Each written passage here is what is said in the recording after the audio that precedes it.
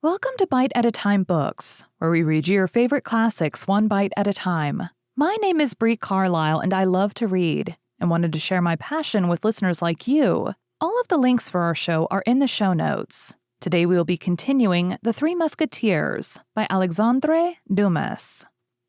Chapter 66, Execution.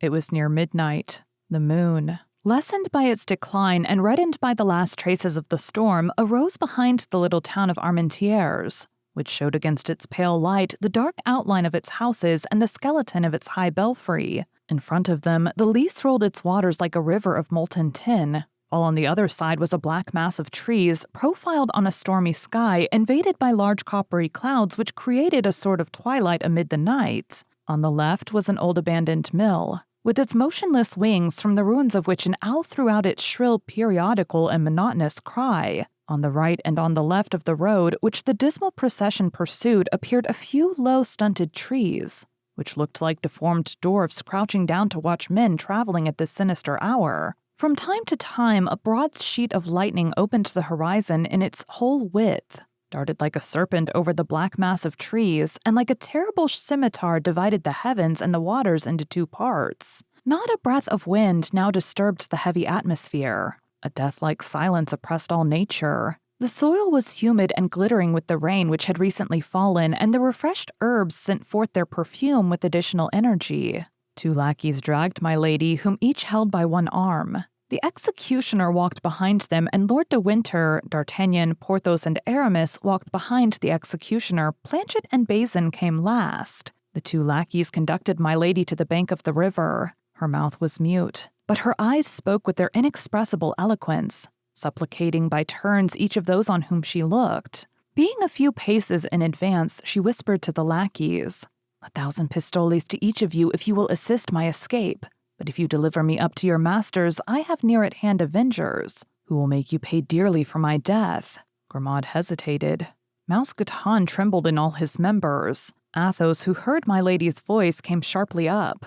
Lord de Winter did the same. "Change these lackeys," said he. "She has spoken to them. They are no longer sure." Planchet and Bazin were called, and took the places of Grimaud and Mousqueton. On the bank of the river, the executioner approached my lady and bound her hands and feet. Then she broke the silence to cry out, "You are cowards, miserable assassins, 10 men combined to murder one woman.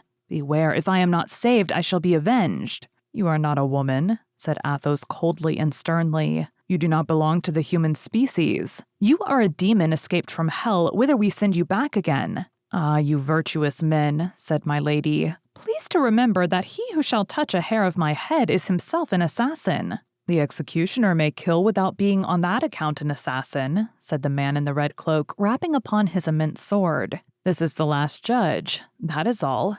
Nachrichtier, as say our neighbors, the Germans." And as he bound her while saying these words, my lady uttered 2 or 3 savage cries which produced a strange and melancholy effect in flying away into the night, and losing themselves in the depths of the woods. "If I am guilty, if I have committed the crimes you accuse me of," shrieked my lady, "take me before a tribunal. You are not judges, you cannot condemn me." "I offered you Tyburn," said Lord de Winter. "Why did you not accept it?" "Because I am not willing to die," cried my lady, struggling. "Because I am too young to die. The woman you poisoned at Bethune was still younger than you, madame, and yet she is dead," said D'Artagnan. "I will enter a cloister. I will become a nun," said my lady. "You were in a cloister," said the executioner, "and you left to ruin my brother." My lady uttered a cry of terror and sank upon her knees. The executioner took her up in his arms and was carrying her toward the boat. "Oh my God," cried she, "my God, are you going to drown me?" These cries had something so heartrending in them that Monsieur d'Artagnan, who had been at first the most eager in pursuit of my lady, sat down on the stump of a tree and hung his head, covering his ears with the palms of his hands, and yet notwithstanding, he could still hear her cry and threaten. D'Artagnan was the youngest of all these men. His heart failed him. "Oh, I cannot behold this frightful spectacle," said he. "I cannot consent that this woman should die thus." My lady heard these few words and caught at a shadow of hope. "D'Artagnan, D'Artagnan," cried she, "remember that I loved you." The young man rose and took a step toward her, but Athos rose likewise. drew his sword, and placed himself in the way. "If you take one step further, D'Artagnan," said he, "we shall cross swords together." D'Artagnan sank on his knees and prayed. "Come," continued Athos, "executioner, do your duty." "Willingly, monseigneur," said the executioner, "for as I am a good Catholic, I firmly believe I am acting justly in performing my functions on this woman." "That's well." Athos made a step toward my lady. "I pardon you," said he, "the ill you have done me. I pardon you for my blasted future, my lost honor, my defiled love, and my salvation forever compromised by the despair into which you have cast me. Die in peace."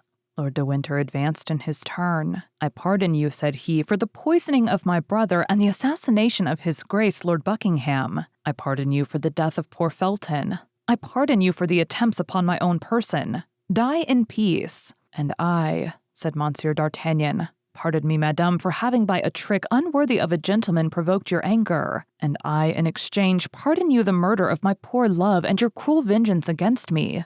I pardon you, and I weep for you. Die in peace." "I am lost," murmured my lady in English. "I must die." Then she arose of herself and cast around her one of those piercing looks which seemed to dart from an eye of flame. She saw nothing.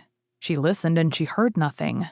"Where am I to die?" said she. "On the other bank," replied the executioner. Then he placed her in the boat. And as he was going to set foot in it himself, Athos handed him a sum of silver. "Here," said he, "is the price of the execution, that it may be plain we act as judges." "That is correct," said the executioner, "and now in her turn, let this woman see that I am not fulfilling my trade, but my debt." And he threw the money into the river. The boat moved off toward the left-hand shore of the Lys.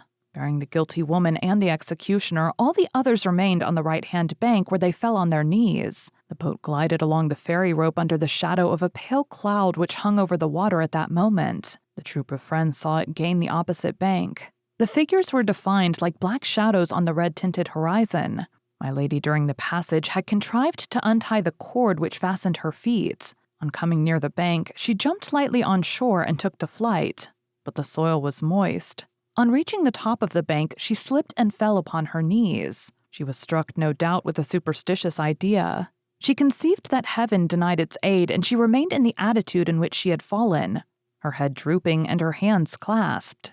Then they saw from the other bank the executioner raise both his arms slowly. A moonbeam fell upon the blade of the large sword. The two arms fell with a sudden force. They heard the hissing of the scimitar and the cry of the victim, then a truncated mass sat beneath the blow. The executioner then took off his red cloak, spread it upon the ground, laid the body in it, threw in the head, tied all up by the four corners, lifted it on his back, and entered the boat again. In the middle of the stream he stopped the boat, and suspending his burden over the water, cried in a loud voice, "Let the justice of God be done!" And he let the corpse drop into the depths of the waters which closed over it. 3 days afterward, the four musketeers were in Paris. They had not exceeded their leave of absence, and that same evening they went to pay their customary visit to Monsieur de Treville. "Well, gentlemen," said the brave captain, "I hope you have been well amused during your excursion." "Prodigiously," replied Athos, in the name of himself and his comrades. Thank you for joining Bite at a Time Books today, while we read a bite of one of your favorite classics. All of the links for our show are in the show notes. We are part of the Bite at a Time Books Productions Network. If you ever wondered what inspired your favorite classic novelists to write their stories, what was happening in their lives or the world at the time, check out Bite at a Time Books Behind the Story, Tuesdays wherever you listen to podcasts. Again, my name is Bree Carlile, and I hope you come back tomorrow while we take the next bite of the Three Musketeers.